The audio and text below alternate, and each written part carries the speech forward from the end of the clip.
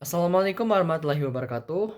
Hai semuanya, perkenalkan nama saya Muhammad Nazia Wafil Wijaya dari kelas 12.1. Jadi di dalam video ini saya akan berbagi materi kepada kalian yaitu tentang fotosintesis dan kemosintesis.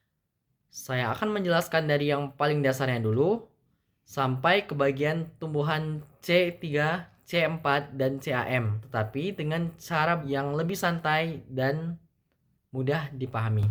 Simak terus video saya dan tonton sampai akhir. Selamat menyaksikan. Sebelum kita memulai lebih lanjut, saya akan memberi tahu kepada kalian penjelasan umum fotosintesis. Jadi, buat teman-teman yang belum tahu apa itu fotosintesis, fotosintesis itu merupakan proses tumbuhan yang membuat makanannya sendiri. Bedanya dengan manusia, tumbuhan itu tidak perlu memasak. Mereka cukup menggunakan cahaya matahari, air, dan karbon dioksida untuk membuat glukosa atau makanannya sendiri. Dari proses ini, tumbuhan juga mengeluarkan yang namanya oksigen yang sering kita hirup tiap hari. Contoh simpelnya, kalau saya menanam tanaman nih di tempat yang gelap, pasti lama-lama akan berubah menjadi menguning atau bahkan bisa mati. Tapi bagaimana kalau saya menaruh tanaman saya ke tempat mataharinya yang cukup? Pasti tanaman itu akan tumbuh menjadi subur. Nah, itu sebabnya karena proses fotosintesisnya berjalan. Teman-teman, kita kan sudah membahas tentang fotosintesis secara umum tadi. Kita akan membahas lagi apa itu kloroplas dan hubungannya apa sih dengan reaksi terang dan reaksi gelap. Jadi teman-teman, fotosintesis ini terjadi di organel yang namanya kloroplas. Ini tuh bisa kita anggap dapurnya tumbuhan. Sama seperti kita yang membuat makanan sendiri di dapur. Jadi teman-teman, kloroplas ini mempunyai dua bagian penting. Yang pertama itu tilakoid sebagai tempat reaksi terang, dan yang kedua stroma sebagai tempat reaksi gelap. Jadi kita akan membahas yang tilakoid dulu. Jadi apa sih itu tilakoid? Tilakoid itu bentuknya seperti lempengan-lempengan yang ketumpuk. Dan lempengan-lempengan itu yang tertumpuk namanya grana. Di dalam grana itu ada namanya zat klorofil. Zat klorofil ini semacam pigmen hijau yang menangkap cahaya matahari. Jadi kalau cahayanya masuk, disinilah terjadi tempat reaksi terang. Terjadinya begini, ketika cahaya masuk, air akan pecah dan oksigen akan dilepas. Setelah oksigen dilepas, terbentuklah energi berupa ATP dan NADPH. Dihasilkan oleh reaksi terang. Nah, setelah energi ATP dan NADPH itu terbentuk melalui reaksi terang, energi itu akan masuk ke dalam yang namanya stroma, atau bisa dikatakan tempat reaksi gelap. Jadi stroma itu bentuknya seperti cairan yang ada di dalam kloroplas. Di sini terjadi reaksi gelap atau siklus Calvin. Reaksi ini tidak harus ada cahaya langsung. Yang penting ada ATP dan NADPH dari reaksi terang. Di tahap ini, karbon dioksida atau CO2 dirangkai menjadi glukosa. Alurnya seperti ini. Tilakoid atau reaksi terang itu menghasilkan energi ATP dan NADPH. Stroma, reaksi gelap, itu menggunakan hasil dari reaksi terang untuk membuat glukosa. Nah, kita akan lanjut ke mekanisme fotosintesis. Alurnya seperti ini. Saya akan menjelaskan secara simpel dan mudah dimengerti.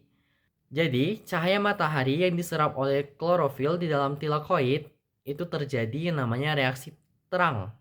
Ketika cahaya masuk, itu airnya akan dipecah. Oksigennya keluar dan ATP dan NADPH itu terbentuk. ATP dan NADPH itu masuk ke stroma seperti yang saya katakan tadi. Di dalam stroma, karbon dioksida atau CO2 dirangkai lewat siklus Calvin dan menjadi glukosa. Nah, glukosa inilah yang dipakai tumbuhan buat menjadi energi, membuat tumbuhan menjadi tumbuh, menyimpan cadangan makanan, atau membuat struktur tumbuhan yang baru. Contoh mudahnya seperti ini. Tanaman yang ditaruh di bawah matahari pagi biasanya lebih cepat besar kan dibanding yang di dalam rumah. Itu karena mekanisme fotosintesisnya berjalan lebih lancar. Nah, teman-teman, kita kan sudah membahas tuh apa aja fotosintesis, kloroplast dan reaksi gelap dengan reaksi terang, serta mekanisme fotosintesis. Selanjutnya, kita akan membahas sekilas tentang tumbuhan C3, C4, dan CAM. Jadi teman-teman, tumbuhan itu berbeda-beda cara mengikat CO2-nya. Ini dipengaruhi oleh kondisi lingkungannya. Oke. Tumbuhan C3 ini merupakan tumbuhan yang paling umum. Contohnya padi, kacang, dan gandum. Nama C3 karena hasil awal pengikatan CO2 atau karbon dioksida itu senyawanya 3 karbon. Jadi makanya namanya C3. Tumbuhan C3 ini cocok di tempat yang suhunya normal, tidak terlalu panas dan tidak terlalu dingin atau terlalu basah. Setelah kita membahas tumbuhan C3 tadi, kita akan lanjut membahas tumbuhan C4. Jadi kita langsung aja ke contoh tumbuhan C4, yaitu jagung dan tebu. Kenapa jagung dan tebu? Karena mereka lebih ahli di tempat yang panas terik. Karena cara mereka mengikat CO2 itu lebih efisien dan mengurangi fotorespirasi. Hasil awalnya senyawa 4 karbon. Jadi itulah mengapa namanya jadi nama C4, namanya C4. Makanya tanaman seperti tebu itu kuat banget di cuaca yang panas terik. Jadi kan kita sudah membahas dua tumbuhan tadi, C3 dan C4. Selanjutnya yang terakhir saya akan membahas tumbuhan CAM. Contoh tumbuhan CAM itu kaktus dan nanas. Mereka hidup di tempat yang sangat kering. Cara uniknya mereka bertahan hidup itu di malam hari mereka akan membuka stomata. Tujuannya buat masukin CO2 atau karbon dioksida. Dan di siang hari mereka baru pakai buat fotosintesis. Ini merupakan cara mereka hemat air supaya tanaman ini tidak mudah kering dan mati. Setelah kita membahas keseluruhan fotosintesis, saya akan menjelaskan yang namanya kemosintesis.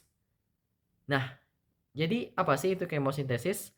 Kemosintesis ini mirip seperti fotosintesis karena sama-sama membuat makanannya sendiri, tapi tidak menggunakan cahaya.